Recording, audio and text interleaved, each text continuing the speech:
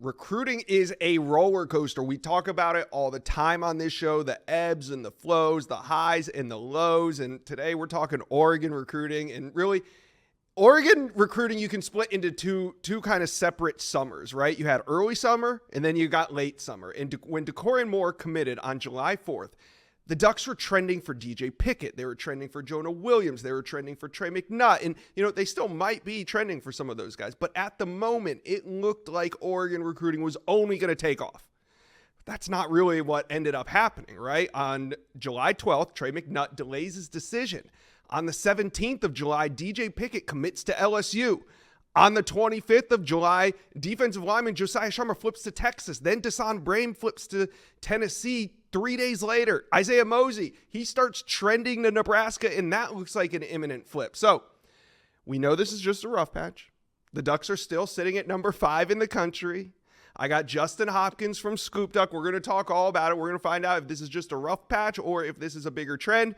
Before we get into it, though, make sure you guys hit subscribe to the On3 Recruits channel. We are the best recruiting channel on all of YouTube. All right, let's bring in Justin Hopkins. And Justin, who knows? If CrowdStrike doesn't have that weird update on Friday morning that one day, maybe Trey McNutt goes on with his commitment, picks the Ducks, and, kind of slows things down a little bit in terms of this negative momentum. But that's not exactly what happens. Trey McNutt delays that decision. So looking back at what I just talked about, do you think this is just a rough patch, or is this a bigger sign that, hey, Oregon recruiting is slipping?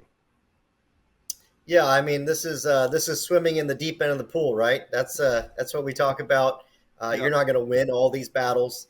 But that said, Oregon can certainly use some good news right about now. So hopefully later this week they get some good news from Trey McNutt. Maybe that gets them back on track a little bit. It's real easy for fans to kind of panic in the moment, right? Mm-hmm. The moment being right now. Things aren't great. The roller coaster's going down. They need it to come back up. You and I both know a commit or two or some good news or anything of that kind can bring the roller coaster back up. Yep, Dan Lanning's taking his L's, but I'm confident he'll get it back on track. I'm confident that Oregon's already punching above its weight with the number 5 class and is easily within striking distance of pushing that up to number 3, possibly number 2 by end of summer. Yeah, and like you said, a one commitment, and we got Trey McNutt committing on Saturday right here on the On3 Recruits channel. So Trey McNutt goes the Oregon way. Hey, all things are feeling really good up in Eugene, but Trey McNutt took a pair of visits last weekend. One was to Oregon, the other was to Texas A&M. Is your pick still on Oregon heading out of this final visit weekend? Yeah, still on Oregon. I think the Ducks have been the team to beat for a long time now. And I think, there's a lot of folks that have agreed with me. I think still Steve Wiltfong's one of them. I know he's had a pick in there for a bit as well. So, I like where Oregon's at. They've recruited him at a great level. But you got to credit Texas A&M for battling back and making things interesting. So coming out of the weekend with him visiting Oregon, I still believe the Ducks are in the driver's seat, but as we both know, that 48, 72-hour window leading up to his decision, things can get really hairy for some of these 5 stars because a lot can happen. Yeah, no, I agree with you, and it does feel like that roller coaster is starting to swing back up, so we'll see what happens there. Now, how about Jonah Williams, the number 1 safety in the country? A decision date set August 25th, so we're just under a month away from his decision. Is your pick on Oregon for Jonah Williams? Yeah, tough one there. I felt like Oregon was in a pretty good spot there. You had a couple of tweets there that seemed pretty pro-Oregon. Mm-hmm. One really kind of attacking the narrative that Oregon has unlimited NIL. I believe it was after DJ Pickett committed to LSU. So certainly seems to like Oregon. But you and I have done this for a long time now, Josh, and I've covered Oregon specifically for a long time. The one thing that gives me pause here is distance, right? If you look at all the other schools that are basically on the short list for Williams right now, the top competition is a lot closer to home than Oregon is. So that's the one to me where, Oregon could be in a great spot right now, could be leading, who knows. But I think in that final week, that last window, we're going to have to really see how that distance plays out because I know from experience it's going to become an issue, whether it's with him or mom or a coach or an aunt, uncle, grandpa, whatever. and hopefully, the Ducks can win out if that's not the case. All right. How about Michael Terry, the #1 athlete in America, another 5-star on the Ducks radar? He took 3 visits. He went to Oregon, he went to Nebraska, and also Texas, and those will be the final 3 visits that he takes before his decision at the end of August. So how do you feel about Michael Terry and the Ducks right now?